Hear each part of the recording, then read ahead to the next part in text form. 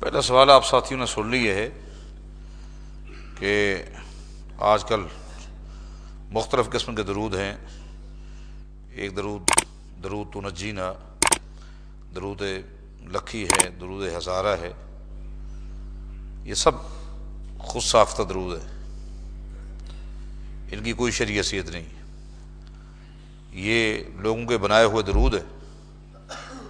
اگر کوئی بھی دعا، درود بھی ایک دعا ہے. لفظ درود میں بھی میں ضمناً ایک بات عرض کر دوں، ہمارے بعض ساتھیوں کا ذہن ہے اور اپنے ہی بعض ساتھیوں کے بارے ہے کہ وہ درود کو نہیں مانتے. میں آپ کو بتاؤں کہ جن ساتھیوں کی نشاندہی کی تھی، میں ان سے بھی فردن ملا ہوں. وہ لفظ درود کو نہیں مانتے. درود مطلب یہ ہے کہ یہ الفاظ ہے، اس کو مانتے ہیں، اس کو مانتے ہیں.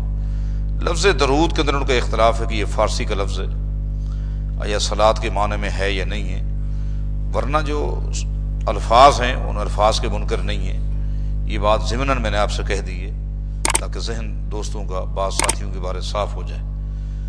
رہا معاملہ یہ کہ یہ ایک دعا ہے اور دعا بنانا امت کا کام نہیں ہے، اپنانا امت کا کام ہے.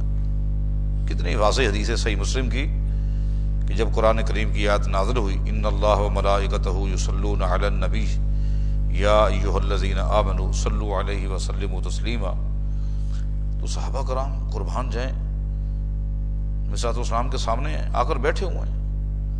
کیف نصلی علیک، رسول ہم آپ پر یہ درود، یہ صلاۃ کچھ کہہ لیں، یہ کس طرح پڑھیں؟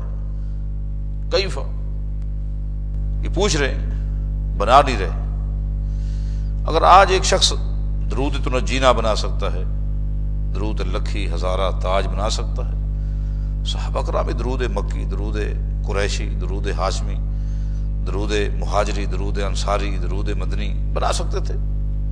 نہیں، ایسی بات بالکل نہیں. امت کا کام ہے اپنانا، بنانا کام نہیں.